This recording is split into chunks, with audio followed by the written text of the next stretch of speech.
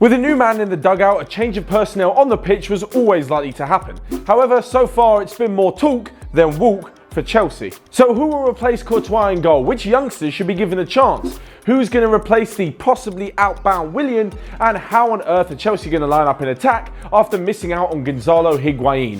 Well, I'm going to debate that in the next few minutes as I present to you a potential starting 11 for Chelsea next season in Maurizio Sarri's 4-3-3 preferred formation.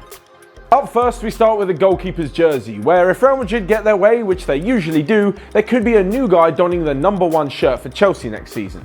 So let's say Courtois leaves. Well, who's going to replace him?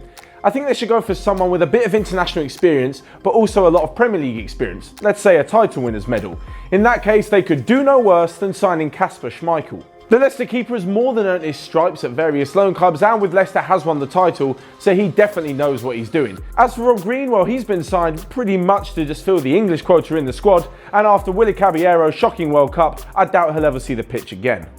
The left back spot doesn't bring too many surprises, and although January signing Emerson started off pretty well before getting injured, it looks like the space will be Marcos Alonso's for the next few years at least. And over in the right back spot, due to a change of system, we're more likely to find a change in player. Last season, Victor Moses was the right wing back, but most of his duties revolved around attacking. In a 4-man defence, it's likely that the defensive duties will be more important, so for that job, Cesar Azpilicueta, more affectionately known as Dave, will more than likely fill the role. Again, Azpilicueta could be a victim of the change in formation, as having him as a right-sided centre-back in a 3 was pretty good, but as one of the central defenders in a 2, he's probably not so good. So he'll stick to the right back spot, and as a backup, it will most likely be Zappacosta. Now, talking of switching from a back 3 to a back 2, it leaves us with a little bit of a dilemma in the centre back position. I say us, I mean more Maurizio Sarri. So let's get to tackling this problem head on, pun intended. Firstly, we have the aging Gary Cahill, whose lack of pace is really exposed in a back 2 and just about covered up in a back 3. The same could be said for David Luiz, whose risky and reckless style of play also suits a back 3 where he's got more cover. As for Antonio Rudiger, well, last season he had a pretty good debut campaign at Stamford Bridge and will start if they don't bring in another centre-back to play alongside their potential future captain, according to Antonio Conte. For me, one certainty should be Andreas Christensen, who last season came back from a 2-year loan in Gladbach in Germany and brought with him some real maturity, according to Antonio Conte. Of course, he's now gone, but the guy's talent is undeniable, and he's even made it into the Danish national squad. He should be a certainty at the back, along with a potential new signing, someone like Daniele Rugani. Now, the Juventus centre-back was linked with Chelsea early in the transfer window, but in the last few days they've brought Leonardo Bonucci back from AC Milan, meaning that his minutes could be restricted, and at the age of 24, he needs to be showing why he's such a good player and not just a youngster anymore. Into the midfield, and we have the bigger names and potentially an even bigger transfer. 2 of the positions seem pretty set considering one player's importance to the team and one player's reputation following his transfer to Chelsea this summer. Up first, it has to be N'Golo Kante. He's definitely been one of the best players in the Premier League, never mind at Chelsea, so he has to start. And alongside him, new man Jorginho comes in with a friendship with the new manager Sarri, and also with all the talent to become a fantastic ball-playing midfielder in the middle of the park. Kante has been linked with a move to PSG, however, if this new bumper deal is to be signed, you can definitely see him staying at Chelsea for a bit longer. Plus, Bakayoko is pretty terrible and probably won't be at Chelsea come the end of the transfer window anyway. So with those 2 certain to start at midfield, it means that perennial bench warmer Danny Drinkwater, who should have known what he was getting into when he signed for Chelsea, will definitely remain on the bench, alongside an experienced, shall we say, Cesc Fabregas.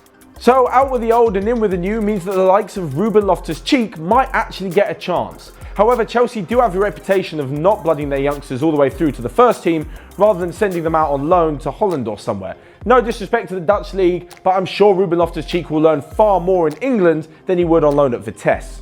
But as is usual with Chelsea, when it comes to the end of the window, the likes of Ruben Loftus-Cheek will probably go out on loan again. But that may be this time because Chelsea are planning a huge end of transfer window signing in Miralem Pjanic. If reports about Pogba returning to Juventus are more than true, they'll have to raise the funds from somewhere first, so selling Pjanic could be a good way of doing that. And if he does sign, he'd be a certainty to start with all of his quality, so he completes the midfield 3. And now we come to the attacking 3, and let's kick off on the left-hand side with undoubtedly Chelsea's best player and potential captain next season, Eden Hazard. He had a stellar World Cup, and even though Pedro's just signed a new contract, you can't see the Spaniard starting ahead of the Belgian wizard. This also means that the likes of Ross Barkley are going to be reduced to just minutes on the bench. However, much like with Danny Drinkwater, he knew exactly what he was getting into when he signed for Chelsea. So with Chelsea more desperate to keep Hazard than Willian, it looks like the Brazilian could be moving to Real Madrid, meaning that the likes of Victor Moses may in fact push forward. We've said before that Victor Moses has been a wingback for the last few seasons, but he was originally converted from an attacking wide player, so he could use all those skills again and provide Chelsea with the width in their front three. Unfortunately for him, I don't think this is going to happen, purely because he's not a big enough name. If you sell a guy like Willian to Barcelona or Real Madrid for around 60-70 million, the fans are going to want to see you reinvest that money in a big guy.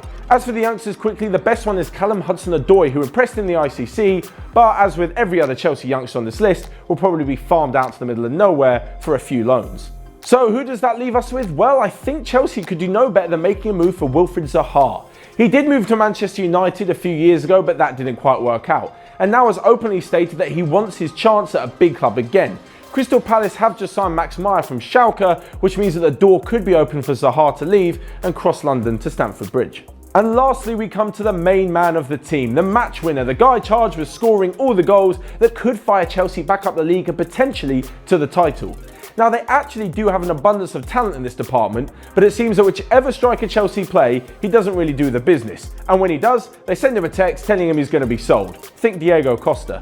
So let's run through the options really quickly. Tammy Abraham is a great youngster, but that word, youngster, Chelsea, you know what it means, he's out on loan. Olivier Giroud is more of a plan B when you need to smash it up there and try and grab a late goal. Michy Batshuayi seems capable of playing some fantastic football everywhere he plays, except for with Chelsea. Alvaro Morata has flopped really hard since a £60 million move from Real Madrid last year. And in the last few days, Chelsea have missed out on the signing of Gonzalo Higuain, who's decided to go to AC Milan instead. So what should Chelsea do? Well, much like the rest of their transfer targets, they could go and annoy Juventus, banging on the door until they sign one of their players. Now, unbelievably, since Ronaldo signed, he's not only put to bed the career of Higuain at Juventus, but also potentially Mandžukić.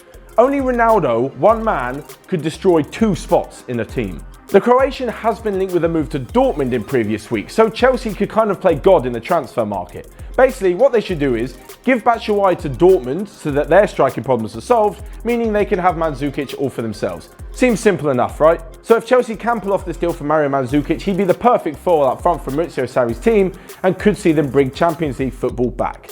So there you have my potential Chelsea 11 for next season. Some rumours, some household names, and some pretty crazy transfers in there. But what do you guys think? Let me know in the comments below whether you'd sign a whole bunch of new players or you'd stick with the ones that they've got. And until next time, I'll see you guys later.